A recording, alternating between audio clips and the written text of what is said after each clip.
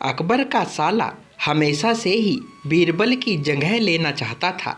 अकबर जानते थे कि जो बीरबल की जगह ले सके ऐसा कोई बुद्धिमान इस संसार में नहीं है। फिर भी जोरू के भाई को वह सीधी ना नहीं बोल सकते थे। ऐसा करके वह अपनी लाडली बेगम की बेरुखी मोल नहीं लेना चाहते थे।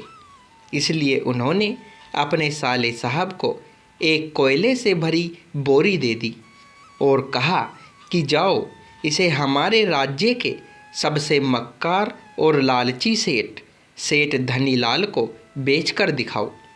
अगर तुम यह काम कर गए तो तुम्हें बीरबल की जगह वजीर बना दूंगा।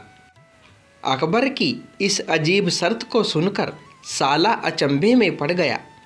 वह कोयले की बोरी लेकर चला तो गया, लेकिन उसे पता था कि वह सेठ किसी की बातों में नहीं आने वाला। ऊपर से वह उल्टा उसे ही चूना लगा देगा। हुआ भी यही। सेठ धनीलाल ने कोयले की बोरी के बदले एक धेला भी देने से इनकार कर दिया।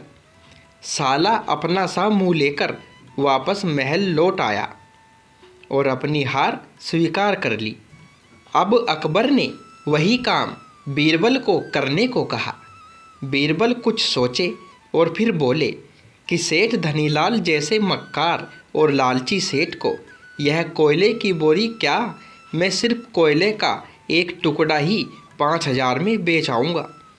यह बोलकर वह तुरंत वहाँ से रवाना हो गए। सबसे पहले उसने एक दर्जी के पास जाकर एक मखमली कुर्ता सिलवाया, हीरे मोती वाली मालाएं गले में डाली, महंगी जूती पहनी और कोयले को बारीक सुरमे जैसा पिसवा लिया। फिर उसने पिसे कोयले को एक सुरमे की छोटी चमकदार डिब्बी में भर लिया।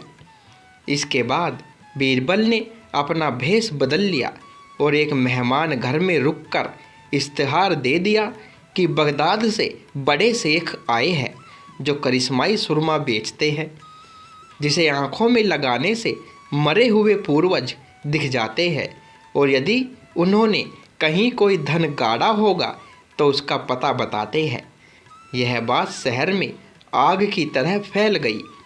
सेठ धनीलाल को भी ये बात पता चली। उसने सोचा जरूर उसके पूर्वजों ने कहीं ना कहीं धन गाड़ा होगा। उसने तुरंत शेख बने बीरबल से संपर्क किया और सुरमे की डिब्बी खरीदने की पेशकश की। शेख ने डिब्बी के 10,000 रुपये मांगे और मोल भाव करते करते 5,000 में बात तय हुई। लेकिन सेठ भी होशियार था। उसने कहा, मैं अभी तुरंत ये सुरमा लगाऊंगा और अगर मुझे मेरे पूर्वज नहीं दिखे तो मैं पैसे वापस ले लूँगा। बीरबल बोला, बिल्कुल आप ऐसा कर सकते हैं। चलिए शहर के चौराहे पर चलिए और वहाँ इसे जांच लीजिए। दोनों शहर के चौराहे पर पहुँच गए। सुरमे का चमत्कार देखने के लिए भीड़ इकट्ठा हो गई।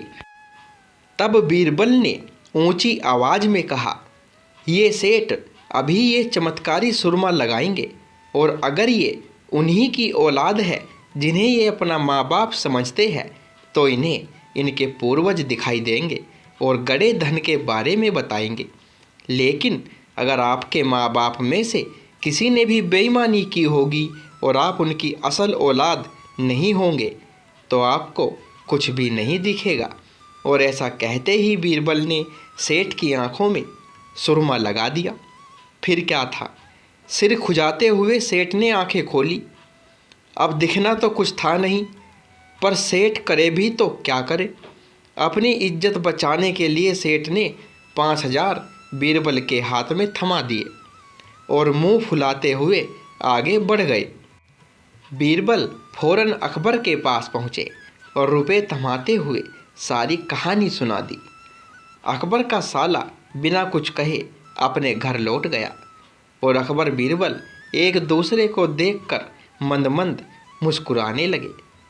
इस किस्से के बाद फिर कभी अकबर के साले ने बीरबल का स्थान नहीं मांगा। तो दोस्तों, ये कहानी आपको कैसी लगी कमेंट में बताएं। कहानी पसंद आई हो तो वीडियो को एक लाइक और शेयर अवश्य करें और चैनल पर पहली बार आए हो तो चैनल को सब्सक्राइब करें। धन्यवाद।